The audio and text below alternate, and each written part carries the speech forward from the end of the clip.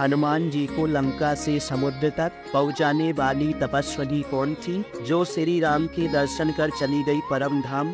आइए जानते हैं इस लेख के माध्यम से।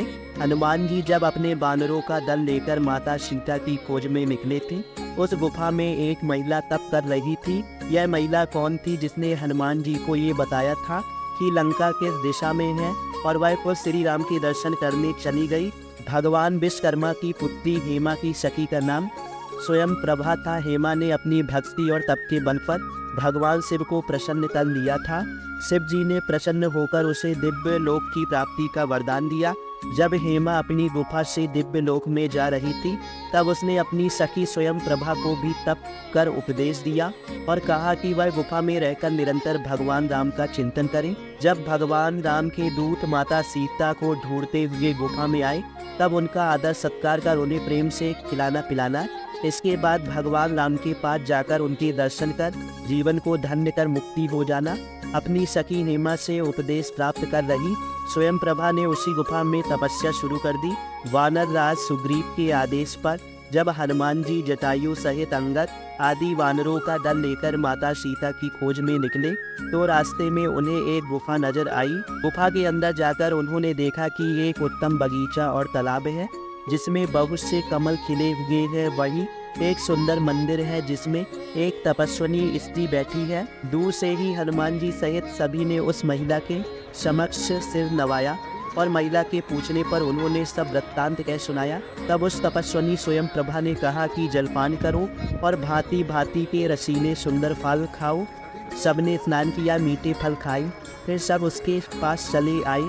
तब स्वयं प्रभा ने अपनी सब कथा कह सुनाई और कहा, मैं अब वहाँ जाऊँगी जहाँ श्री रघुनाथ जी है।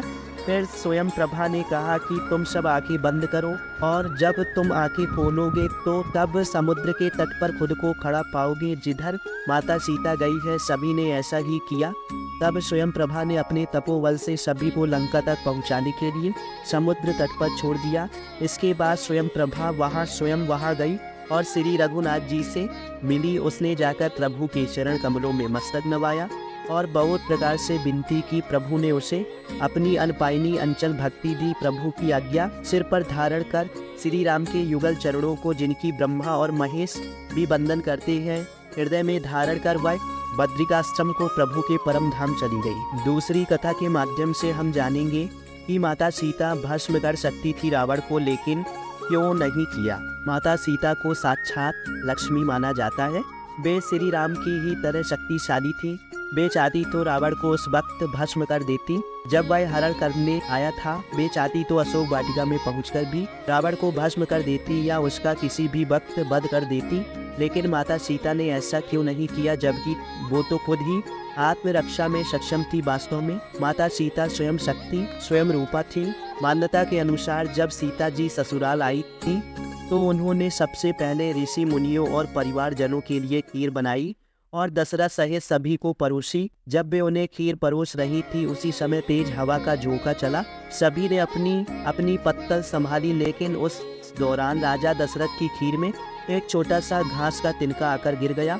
माता सीता ने उस तिनके को देख लिया था, परंतु खीर से वो तिनका सबके सामने कैसे निकाले, ये बड़ी दुविधा थी। तभी उन्होंने तिनकों को दूर से घूरा और माता सीता की दृष्टि से वो तिनका पुनः उड़ा, हवा में ही राख बन गया। सीता जी को लगा कि उनका ये चमत्कार किसी ने नहीं देखा, लेकिन राजा दशरथ ने ये सब देख लिया था और वो समझ गए थे कि ये कोई साधारण स्त्री नहीं है, बल्कि जगत जननी है। उनके इस चमत्कार को देखकर वे डर भी गए थे। खीर खाने के बाद राजा दशरथ अपने कक्ष में चले गए और बाद में उन्होंने सीता जी को अपने कक्ष में बुलवाया। वहाँ उन्होंने माता सीता से कहा, आपका वह चमत्कार मैंने देख लिया है और अब मैं समझ गया हूँ कि आप कौन हैं।